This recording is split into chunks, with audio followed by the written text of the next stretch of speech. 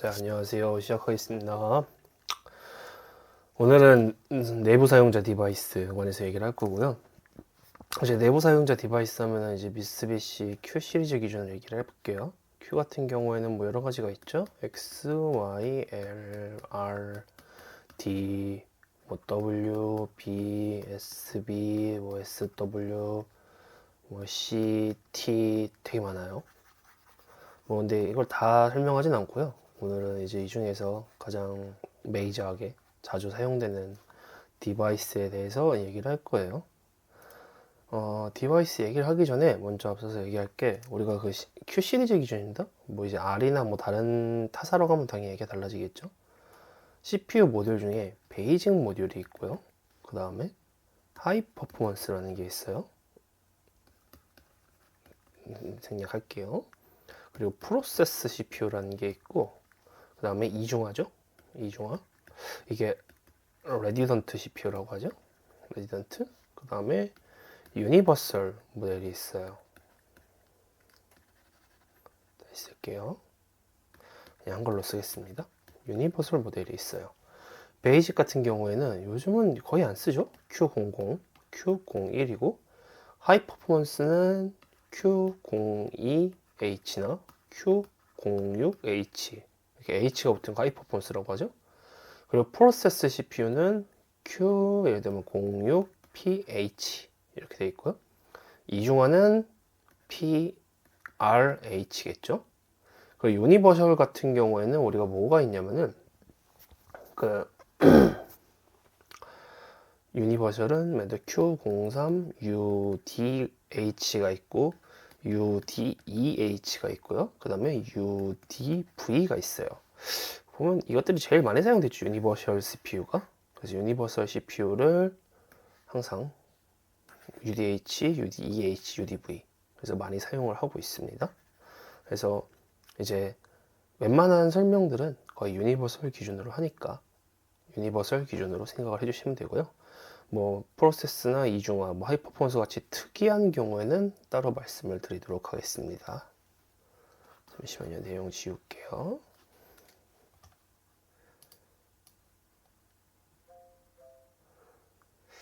굉장히 많이 나오네요. 지우려고 하니까.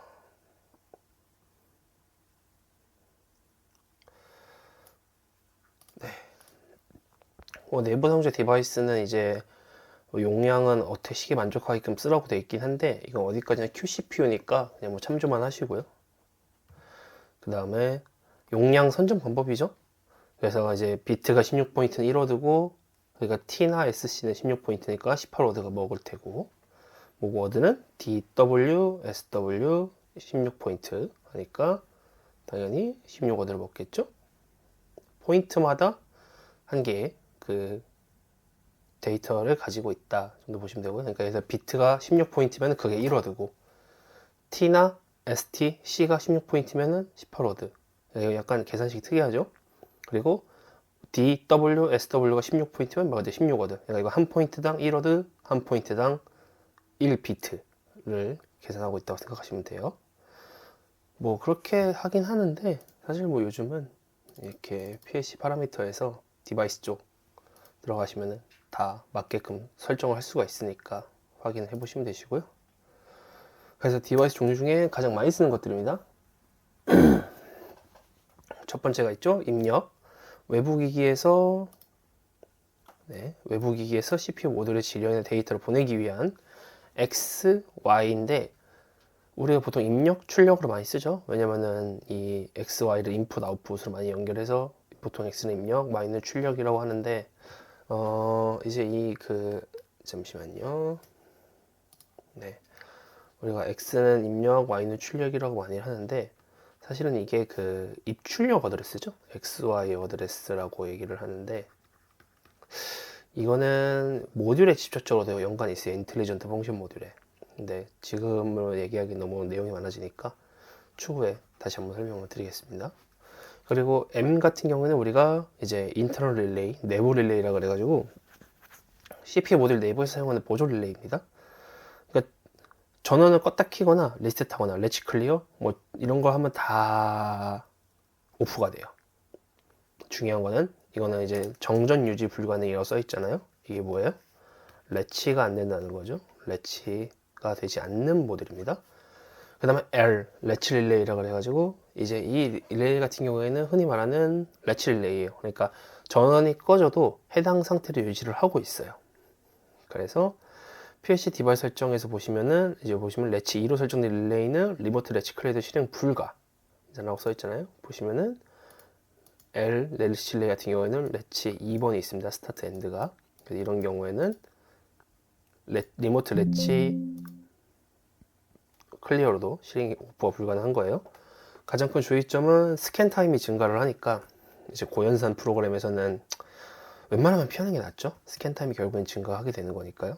그다음 F, 어넌시에이터라고 하는데 고장 검출용 접점인데 이거 같은 경우에는 쓰는 사람들도 많은데 저 같은 경우는 잘 안 써요. 사람마다 생각이 다르니까 먼저 궁금하시면 찾아보시고 확인해 보시고 쓰시는 게 나을 것 같아요. 그 다음에 이제 V는 엣지 릴레이입니다. 그러니까 온오프 접점을 기억하는 거 접점이라고 얘기를 하고요. 저도 이 V는 거의 안 씁니다. 제가 안 쓰는 것도 설명을 상당히 대충 썼어요.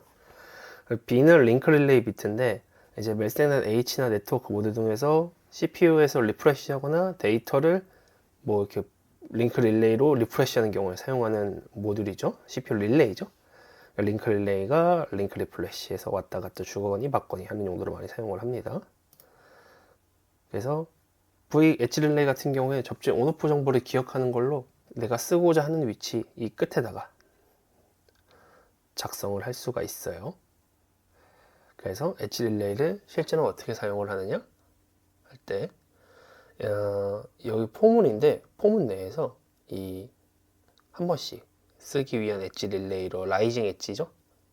라이징 엣지로 사용을 하니까 우선은 그런 게 있다 정도만 알아두세요. 그 다음에는 내부 디바이스 중에 이제 SB 링크 릴레이 스페셜인데 이 부분은 이제 우리가 네트워크 통신, CC링크 I라든가, 그 다음에 멜스넷 H, 뭐 인텔리전트 모드의 통신 상태를 나타내는 릴레이고요.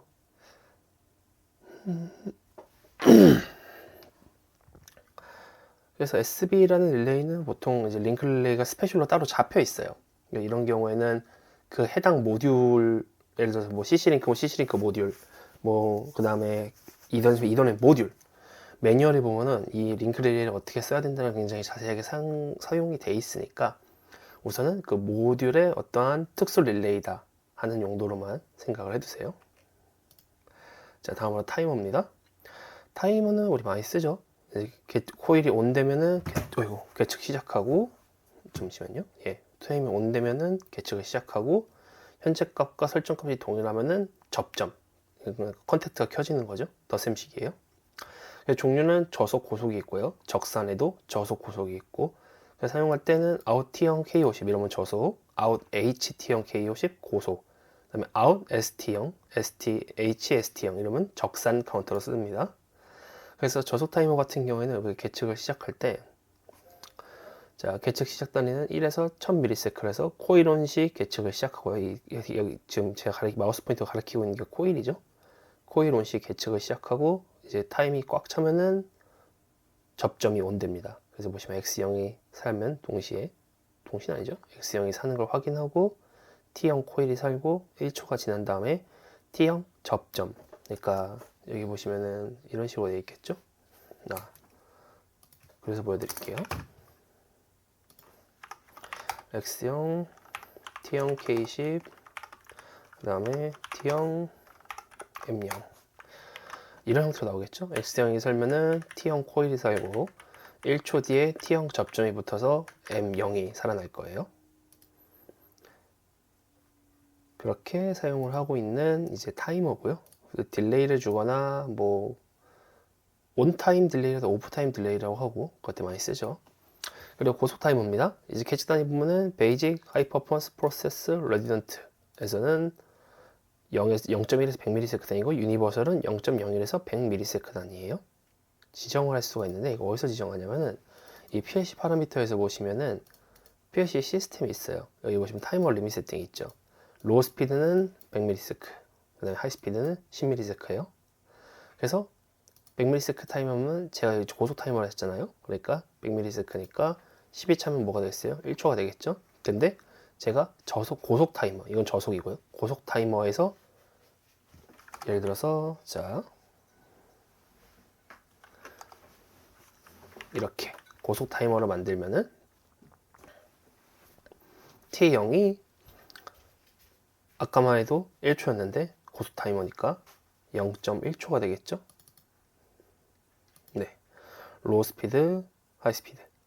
로우 스피드 100ms, 하이 스피드는 10ms니까 로우 스피드에서는 1초고 동일한 값이어도요. K10이어도 하이 스피드에서는 0.1초겠죠? 만약에 제가 이 시스템을 10으로 바꿔버리면은 로우든 하이든 상관없이 둘 다 0.1초로 인식을 할 거예요. 그래서 똑같은 얘기입니다. 여기서 똑같은 얘기고요. 이거를 이제 PLC 파라미터에서 어떻게 바꾸냐에 따라서 해당하는 시간이 달라지는 거예요. 적산 타이머입니다. 적산 타이머는 코일이 ON 하면은 계측을 시작하고요. 이제 타이머가 꽉 차면은 접점이 ON 됩니다. 그래서 코일이 오프돼도 현재 값 접점 상태는 유지되고 코일이 ON 되면 현재 값부터 계측을 시작하는 거예요. 그래서 현재 값 클리어나 접점 오프하는 건 RST, ST, N으로 명령을 시행하는 거예요. 무슨 얘기냐면은 X0이 살았어요. 그럼 ST0에서 시간이 쭉 늘어날 거잖아요. 1초, 2초, 뭐 3초 이렇게 늘어날 거잖아요. 근데 제가 예를 들어서 갑자기 X0을 꺼버렸어요. X0을 꺼도 그때까지 적산 타이머가 가지고 있는 자기 값은 기억하고 있다는 거예요. 그리고 다시 코일이 온되면은 그때부터 예를 들어 뭐 10초에서 멈췄다? 그럼 11, 12, 13, 14 이렇게 인식을 하는 거예요. 그래서 클리어는 RST, ST0 하는 형태로 클리어를 해주시면 됩니다. 타이머 정밀도 얘기인데 뭐 여러 가지 표가 있는데 결국에 뭐냐면은 입력을 수신해서 출력할 때까지 타이머 응답 정밀도는 최대 2스캔 플러스 타이머 값이에요. 이 부분만 잘 기억해 두시면 돼요. 최대 2스캔. 그러니까 우리가 그 프로그램이 2스캔 돌죠? 2스캔 플러스 타이머 값이 그 응답 정밀도입니다.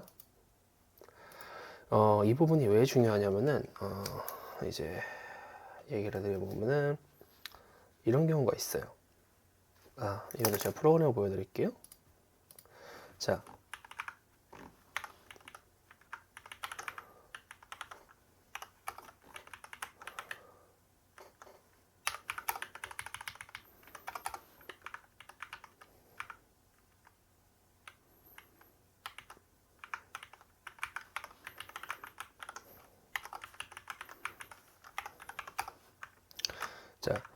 이렇게 T0이 위로 가는 경우가 있고요. 반대로 T0이 아래로 만들어지는 경우가 있습니다. 자, 이 X0이고 T0이라는 코일이 차이가 있죠. 그리고 접점 하나는 코일보다 위에 있고 접점 하나는 코일보다 밑에 있어요. 그러니까 우리가 운이 나쁘게 될 경우에 최소 2스캔 이상이 돌고 난 다음에 타이머 정밀도가 생기는 거거든요. 근데 그 스캔 타임이라는 게 있잖아요. 스캔 타임이 짧으면 상관이 없는데 스캔 타임이 길어요. 예를 들어서 막 스캔 타임이 한 20ms 정도 있다고 칠게요. 한 스캔당. 그러면 두 스캔이 플러스가 돼버리면은 최대 40ms가 틀어져 버리게 되는 거예요. 그래서 스캔 순서를 생각해서 항상 타이머는 이렇게 밑에다가, 타이머 접점은 코일 밑에다가 만들어 주셔야 돼요. 그 다음은 이제 저희 타이머 주의사항인데, 한 스캔 중에 동일한 타이머를 복수에 아웃, 그러니까 여러 개를 쓸 수 없다는 거죠. 이중 코일에 대한 얘기죠. 그리고 타이머는 매 스캔마다 실행하지 않는 경우 현재 값이 갱신이 안 돼요. 그래가지고 인터럽트나 콘스턴트 스캔 프로그램에서 사용을 못 합니다. 그리고 복수의 타이머를 쓰는 경우에는 프로그램 순서에 주의해야 돼요. 예를 들어서 현재 아래 보신 타이머 보면은 T0, T1, T1, T0, T1, T0, T0, T1 위아래가 살짝 바뀌었잖아요. 근데 결과론적으로 밑을 보시면은 이 T1의 현재 값이 1초를 꽉 채우고 넘어가느냐, 아니면은 900ms만 0.9초만 쓰고 넘어가느냐의 차이가 있어요. 미묘한 차이긴 한데 이제 내가 원하는 정확한 동작을 위해서는 항상 이 스캔 순서를 사용해 가지고 프로그램을 만들어야겠죠. 자, 다음으로는 내부 디바이스 중에 D 레지스터예요. 이제 데이터 레지스터라고 얘기를 하고, 자, 잠시만요. 1워드죠? 1워드는 뭐예요? 결국에는 16비트. 2바이트니까. 네. 16비트짜리 데이터를 유지하는 곳이에요. 그래서 수치 데이터는 마이너스 32768에서 플러스 32767까지 저장을 하고요. 부호를 부착해서 최상위 비트가 이제 부호 비트 사용하게 되고요. 만약에 더블 워드로도 쓸 일이 있잖아요. 예를 들면은 제가 저번에 그 자료형 시간에는 상세히 얘기를 못 드렸는데 우리가 16비트로 표현할 수 있는 최대값이 있고요. 32비트로 표현할 수 있는 최대값이 있어요. 예를 들어서 16비트 같은 경우에는 플러스 32767이 최대잖아요. 그죠? 근데 이 32767이 넘어가면 그때 오버플로우가 발생한다고 그랬죠? 마이너스 32768이 나온다고 그랬잖아요. 근데 우리가 값을 쓰다 보면 항상 이 32767에서 끝내는 게 아니잖아요. 이보다 더 큰 값을 쓰는 날도 많잖아요. 그럴 때는 이 더블 워드라는 걸 써요. 그래서 32비트로 쓸 수 있게끔. 그래서 이 더블 워드 쓸 때는 dn 플러스 1이 처리 대상이 되는 거죠. 그래서 보시면은 더블 워드일 경우에는 하위 16비트, 상위 16비트 해서 만드는 거예요. 그래서 데이터 레지스터에 저장된 데이터는 뭐 전원이 오프되거나 CPU 리셋하면 항상 초기화가 됩니다. 물론 래치일 경우에는 제외가 돼요. 래치는 아까 얘기했듯이 정전 유지죠. 그래서 마찬가지로 D도 래치를 사용할 수가 있습니다. 자, 그 다음에 우리가 인덱스 레지스터라고 해서 Z라고 하는데 이제 인덱스 레지스터가 어떻게 간접 지정이에요. 디바이스에 대한 간접 설정할 때 많이 쓰는 건데 이 부분은 간단히 설명만 일단 드릴게요. 예를 들어서 제가 D형, Z0을 만들었어요. 자, 처음엔 D형, Z0이죠. 근데 Z0의 값이 만약에 10이잖아요. 그리고 제가 D0을 받잖아요. 그러면 여기서 끌고 오는 값은 D10에 대한 값이에요. 그러니까 D0 플러스 Z0의 주소가 써지는 거예요. 예를 들어서 Z0이 오면은 D5의 값을 가져오는 거고요. 여기서는 되게 얘기가 많아지고 너무 길어지니까 우선은 간략하게 이러한 기능을 한다라고 얘기를 하고요. 나중에 추가로 한 번 더 상세히 말씀을 드릴게요. 그리고 내부 시스템 디바이스인데 이거는 제가 서브루틴 할 때 한번 자세히 얘기를 드리겠습니다. 다음으로 파일 레지스터에서 R이에요. 이제 파일 레지스터는 데이터 레지스터 확장용 디바이스고, 그러니까 데이터 레지스터랑 동일한 처리수도 쓸 수가 있어요. 뭐 마찬가지로 더블 워드로도 쓸 수 있고요. 그리고 이 파일 레지스터에 저장된 데이터가 제일 중요한 거는 CPU 배터리 유지가 돼요. 그래서 SRAM 여기 보시면은 자, 제가 파일 레지스터에서 스탠다드 램이 쓰죠. SRAM. 그리고 제가 어떤 뭐 파일을 대충 이름을 정하겠습니다. 이거 잠시만요. 네, 제가 이름을 대충 하겠습니다. WER 해서 QWER 하고요. 그 다음에 96kilo 포인트 쓰기로 하고요. 네, 래치로 설정합니다. 그럼 자, 디바이스의 색깔이 바뀌었죠? 밑에 보시면은 자, 제가 96kg를 쓴다고 했잖아요. 그만큼 파일 레지스터에 공간이 생겼어요. 이 파일 레지스터는 래치가 된 거고, 보시는 바와 같이 96KB 포인트를 쓸 수가 있죠. 그리고 스탠다드 램에다가 저장이 될 겁니다. 자, 엔드 처리하고요. 그래서 추가로 설명을 드리자면은 이 스탠다드 파일 레지스터를 보면은 R이 있고 ZR이 있거든요. 디바이스 포인트는 96kg 포인트 사용할 거고, 뭐 우리가 여러 가지로 뭐 래치 써서 만들 수가 있는데, 보시면 ZR 983003이잖아요. 당연히 이 범위를 넘어가는 건 사용 못 하겠죠. 그래서 이제 RZR이 있는데, RZR의 결정적인 차이가 뭐냐면은, 이거 많이들 물어보시더라고요. 이제 R이 뭐냐, ZR이 뭐냐, 둘이 같은 거 아니냐, 라고 얘기를 하는데, 결론만 두고 얘기를 하자면은, 같아요. 같은 건데, 이제 주소 지정이 다릅니다. 그래서, 파일 레지스터는 블록 스위칭 포맷이랑 시리얼 넘버 액세스 포맷이 있고, 블록 스위치 포맷은 32kg. 그래서 R0에서 R32767까지 쓸 수 있어요. 그리고 시리얼 넘버 액세스는 32kg 포인트를 초과하는 연속된 번호를 지정하거든요. 무슨 얘기냐면은 R0에서 R32767 썼잖아요. 그러면 블록 0에서 끝난 거예요. 제가 만약에 블록 이제 1을 넘겼잖아요. 블록 1을 넘기면 블록 1에선 또 R0에서 R32767을 다시 쓰는 거예요. 근데 시리얼 넘버 액세스 포맷은 그럴 필요 없어요. ZR0부터 쭉 갑니다. 32767이 넘어가도 바로 32768로 넘어가요. 그래서 저 같은 경우에는 뭔가 뭐 특별한 사유가 있다면은 R로 쓰긴 하는데, 어지간하면은 ZR로 쓰는 게 낫다 생각해서 ZR로 많이 사용을 하고 있습니다. 그리고 여기 한 가지 또 주의할 점이 뭐가 있냐면은 파일 레지스터는 아까 그 SRAM, 스탠더드 램에 저장이 된다고 그랬잖아요. 그리고 배터리로 제가 정점을 유지한다고 그랬잖아요. 그래가지고 항상 이 그 CPU 배터리가 있어야 돼요. 만약에 CPU 배터리가 부족하면 이 배터리 알람이 뜰 거 아니에요? 그러면 이 ZR 영역이라는 거는 스탠다드 램이에요. 랜덤 액세스 포인트죠. 휘발성이에요.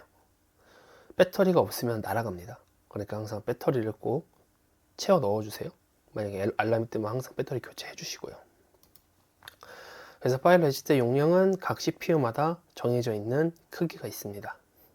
그래서 항상 이 크기를 넘어갈 수 없으니까 이 표를 잘 참조해 가지고 파일 레지스터를 그만큼 사용을 해주시면 돼요. 그리고 확장 데이터 레지스터라 그래가지고 밑에 보시면은 자 익스텐디드 데이터 있죠. D 영역이 있죠. 물론 위에도 D는 있습니다. 데이터 레지스터. 근데 파일 레지스터에다가 확장을 해가지고 D를 사용할 수도 있어요. 그래서 보시면은 D 영역에서 데이터 레지스터에 D 있고 그 다음에 확장 영역에서 또 추가적으로 영역을 잡고 가는 거죠. 근데 이제 여기서 제일 중요한 게 뭐가 있냐면은 내부 사용자 디바이스와 확장 데이터 레지스터의 경계를 걸쳐서 사용할 수 없다. 그러니까 뭐 우리가 Fmove, Bmove, 뭐 BK, Dword, 뭐 인덱스 이런 것도 사용하잖아요. 만약에 여기 보시면 제가 D0부터 D 12287까지 썼잖아요. 그 다음 12288이 있잖아요. 여기서부터는 저장되는 메모리의 주소가 달라요. 그래서 연속적으로 사용을 할 수가 없어요. 그러니까 예를 들어서 제가 지금 데이터 레지스터 보면은 22000처럼 해놨잖아요.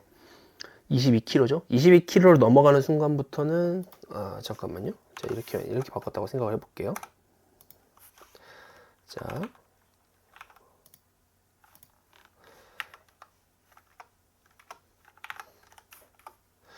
자, 22kg인데 22kg 포인트 이후로 잡히죠. D22528.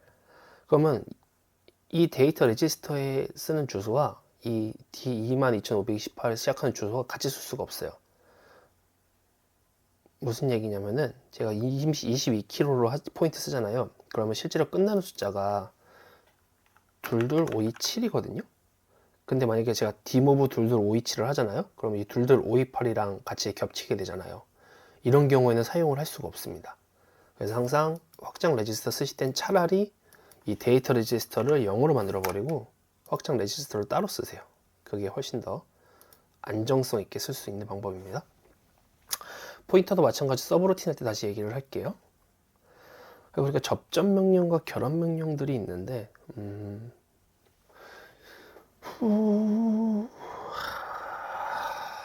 특별한 게 없죠. 그래서 A 접점, 그 다음에 B 접점, A 접점 직렬, B 접점 직렬 등이 있고, 그 다음에 양, 그 다음에 뭐 예를 들어 그러니까 양변환 검출 접점이라는 게 잠깐만요. 이 부분만 한번 짧게 얘기를 할게요. P, LS는 이렇게 돼 있고 미쓰비시는 이렇게 화살표로 돼 있죠. 이게 뭐냐면은 우리 예전에 논리회로 맨 처음에 때 얘기했었잖아요. 라이징 엣지, 폴링 엣지 얘기했잖아요.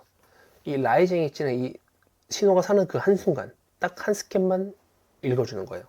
그리고 항상 살아있어도 계속 읽진 않아요. 반대로 n이라든가 이 다운 상태의 명령을 주는 폴링 엣지는 접점이 떨어지는 순간 딱 그 한순간만 확인을 하게 됩니다. 그리고 접점이 떨어지고 나서는 항상 또 값이 동일하게 들어오잖아요. 다시 접점이 떨어질 때까지 기다립니다. 그리고 낫 게이트는 이제 연산 반전이죠. 반전이 왜 어떻게 쓰냐면은 이런 식으로 많이 써요. 예를 들면은 이거를 제가 프로그램 만들어서 보여드릴게요. 반전 신호 같은 경우에는 언제 많이 쓰냐면은 이럴 때 많이 쓰거든요. 자, 예를 들어서 제가 M0, M1, M2 자, 그 다음에 M3을 켰어요. 그럼 M0, M1, M2가 들어와서 M3이 켜지는 건 다 똑같죠. 병렬이잖아요. 셋 중에 뭐가 들어오든 M3은 들어올 거예요. 그죠? 그럼 제가 여기다가 만약에 낫 게이트를 쓴다고 해봅시다. M0, M1, M2를 전부 다 B로 걸고요. 그 다음에 여기다 제가 낫 게이트를 쓸 거예요. 이게 낫 게이트입니다. 자, 이 경우에 어떻게 되죠? 자, 한번 시뮬레이터로 결과값을 볼게요. 우리 낫 게이트가 뭐였죠? 현재 들어오는 값에 반전을 해서 내보내는 거잖아요. 그래서 지금 보시면은 자, 모든 값이 들어와 있지만 어떻게 되죠? 실질적으로는 1이 여기까지 1인 상태죠. 1이 들어와 있는데 낫 게이트 통해서 0이 돼서 꺼져 있는 거예요. 그래서 코일이 안 들어와요. 근데 이 중에 하나라도 살면 어떻게 되죠? 0이 됐잖아요. 0이 돼가지고 낫 게이트는 1로 인식을 하고 M3을 살리는 거예요. 그래서 이런 식으로 병렬을 이제 한 줄로 직렬처럼 이해하기 위해서 많이 사용을 합니다. 그래서 그 다음에는 이제 출력 쪽에는 아웃 출력, 아웃 P, 아웃에서 마찬가지로 라이징, 폴링에 대한 얘기겠죠. 그 다음에 셀리셋 얘기가 있고요. 그 다음에 플립플롭 얘기가 있습니다.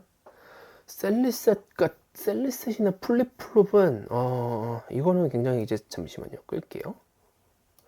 셀리셋이나 플립플롭은 사용하는 사람마다 되게 의견이 많이 갈리는 거라서 누구는 좋다고 하는 사람도 있고 누구는 싫다고 하는 사람도 있고 뭐 어디는 프로그램이 이상하다는 사람도 있고 그래서 이거는 너무 항상 개인의 그 습관 그리고 개인의 판단에 따라서 쓸 수 있게끔 많이 쓰시는 것 같아요. 그래서 이거는 사람마다 다르니까 뭐가 좋다 나쁘다 얘기는 딱히 드리진 않겠습니다. 그래도 결과적으로 우리의 목적은 누구나 이제 잘 쓸 수 있도록 프로그램을 만드는 거니까 별로다 하면 안 쓰는 게 낫겠죠? 저는 씁니다.